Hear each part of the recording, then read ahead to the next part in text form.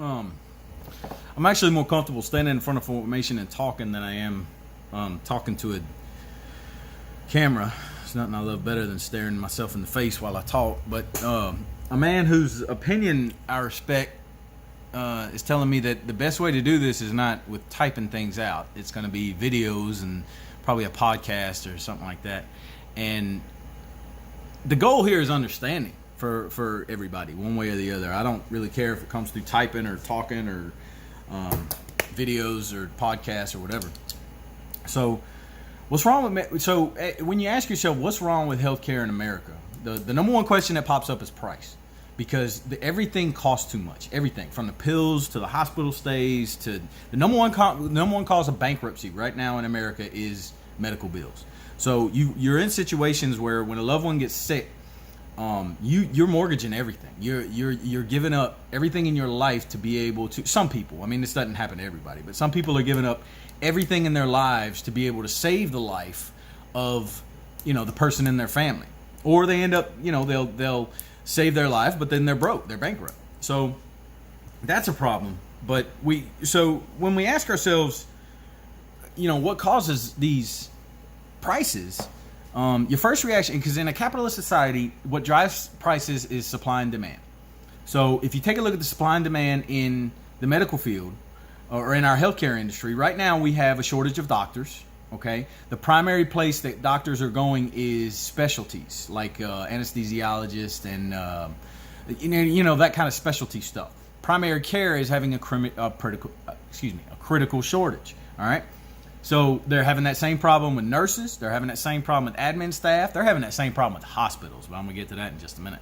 But so with the demand for healthcare, one of the things the ACA tried to take care of, instead of trying to address the costs of healthcare, it tried to address, or I don't know what it tried to. What it ended up doing was it very effectively addressed the need of availability of healthcare, so that if you need to go to the doctor, you can go to the doctor. That was something that the ACA did very well. However, it made the prices much, much worse.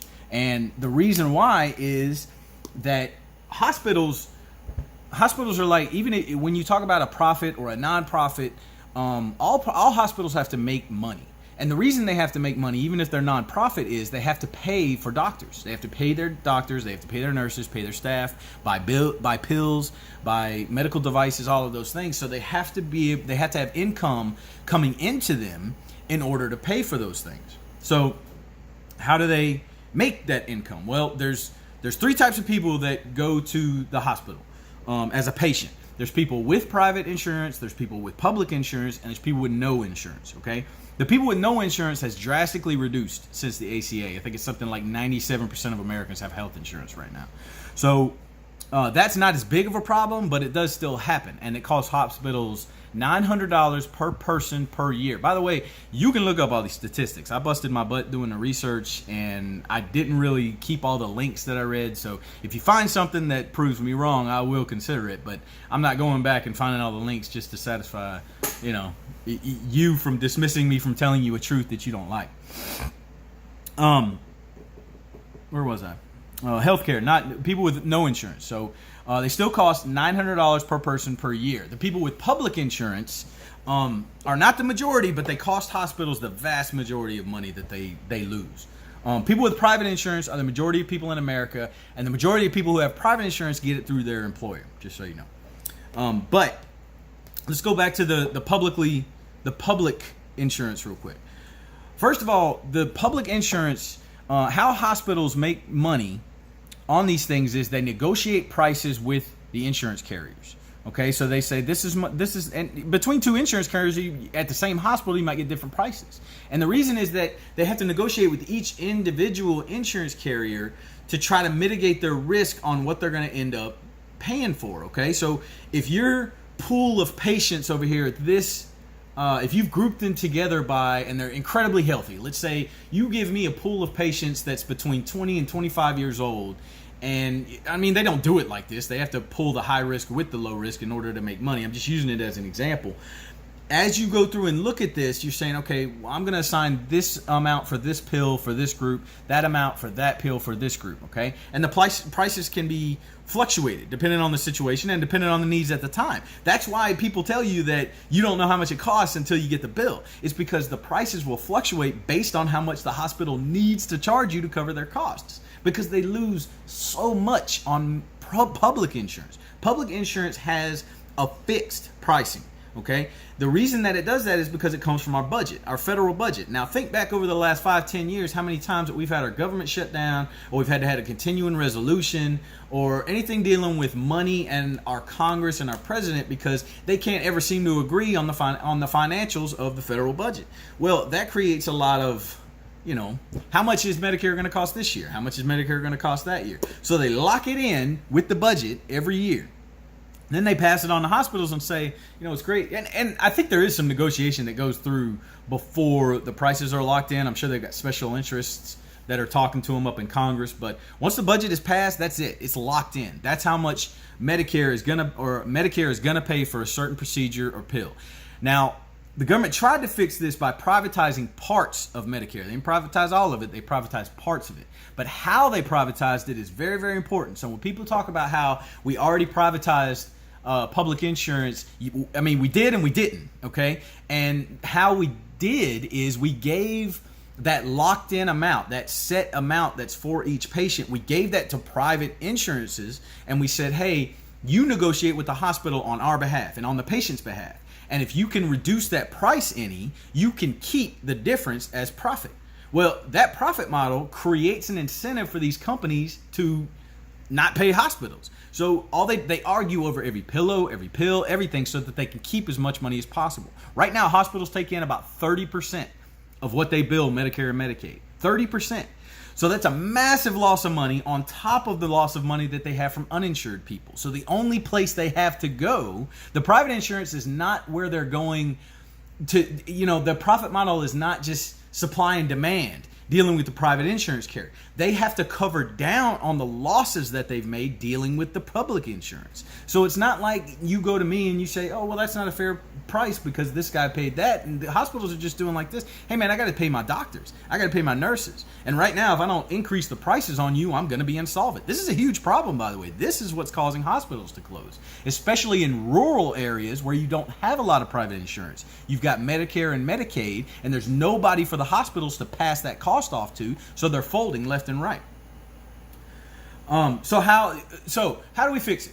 Now, that's the big question that everybody's asking themselves. And the problem we're having right now, as I described to you, the reason that it's a problem is we're mixing capitalism and socialism.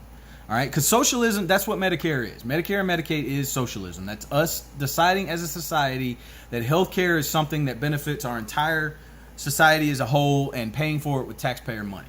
Okay? And I don't have a problem with that. I think we do need a backstop in this country to make sure there's nobody that suffers unnecessarily, nobody that dies unnecessarily. Money is very important in America, but it can't be the most important thing. It can't be. Okay? We have to remember where we came from and our values and the community that we have as America as a whole.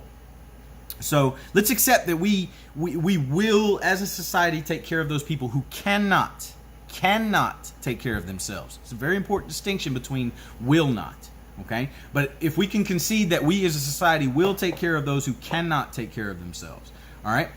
We provide that backstop for those that are on public insurance right now, using the money that we're already spending. Biggest part of our budget is Medicare and Medicaid, just so you know. It's bigger than defense. It's huge. So take that money, and we create the accounts just like they're doing now when they privatize it with that set amount. But then we allow those patients to shop in the private insurance market. Fully privatize it. The government needs to get into the business of doing nothing more but being a backstop. Whenever somebody gets to the situation where they have a life-threatening or a condition that's causing suffering or anything like that, the medical care is not sufficient, then the government needs to be helping them. But other than that, the standard of the government will take care of that's what's causing our price problems, okay? So if we fully socialize it, if we go the other way, if we decide to fully socialize it and say, no, we need to give the government more money, what we have to understand is socializing giving Medicare-for-all or socializing our medicine and making sure that the government guarantees, first of all, we've already guaranteed health insurance. We got rid of the individual mandate, but like I said, 97% of people have health insurance right now. That's not what the problem is. The problem is we're not doing anything to control prices. And even if we go through and we say Medicare for all and we're going to fix the prices here, we haven't done anything about the hospitals. The hospitals still have to buy pills. They still have to pay their doctors. They still have to pay their admin staff. So the only way for us to really do Medicare for all is to take over the hospitals and be there to reduce those prices. Now what happens to the doctors that have debt because they went to medical school? Now, what are we going to do to the low supply of medical professionals that we have now? Do we really think that lowering the paycheck by making it a government-run system is going to increase the amount of people that want to be doctors? No. People go into that doctor profession because they want to make money. All right, let's be simple about it. It's also true, even if we took over the hospitals, even if we took over the health insurance, we still have to take over the pharmaceutical companies and medical devices if we want to control costs. Because if we don't, what we're going to do is eliminate their profit motive. If we give them a fixed pricing model, we will pay this much and no more, we're going to eliminate their profit model. Now, right off the top of your head, you're reacting like, good, they don't need to be making that much money. 10 years, and I think it was 2.6 billion. I might be wrong about that, but it definitely had a B on it. $1 billion it cost to develop one new drug to get to market. 10 years and billions of dollars. And the vast majority of them fail. It's something like 70-80% of them never make it to market. So that's a huge loss of money for any business. Okay, but eventually the ones that do, it's the same thing. They have to charge money to cover the costs of those other ones. The reason that this model is good and the reason that this model is working is when you start taking a look at where all the new medicine is coming from. All new medicine over the last 10 years, half of it came from the United States of America. 50% of all new medicine in the last 10 years came from our healthcare system. Not to mention the fact that once you take away that, and I mean, the rest of the world is living off this. So it's not, whenever you say, why does the rest of the world have these problems? And, it's a global system. They're just taking advantage, just like it is with our national security. It's a global system. They're just taking advantage of the amount of money that we're spending.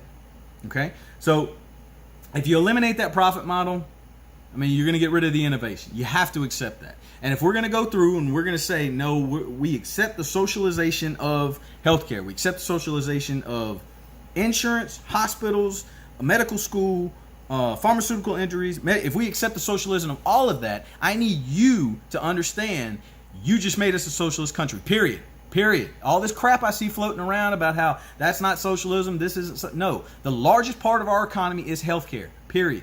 The largest part. If you socialize medicine, not only are you going to put massive amount of people out of work because all of that profit motive is creating industries in which people are working.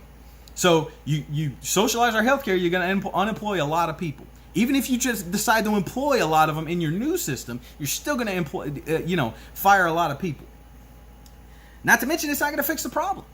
You're still going to have the prices, and then once it's all done, you're going to collapse everything. Nobody's going to want to be a doctor. Look at the suicide rate right now in the UK for nurses.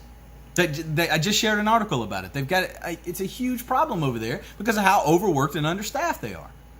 So I'm going to post this and hang around, answer any questions you got in the comments. I will not give you the source to anything, so don't ask. You can get off your butt and Google it yourself. I did a lot of research for this.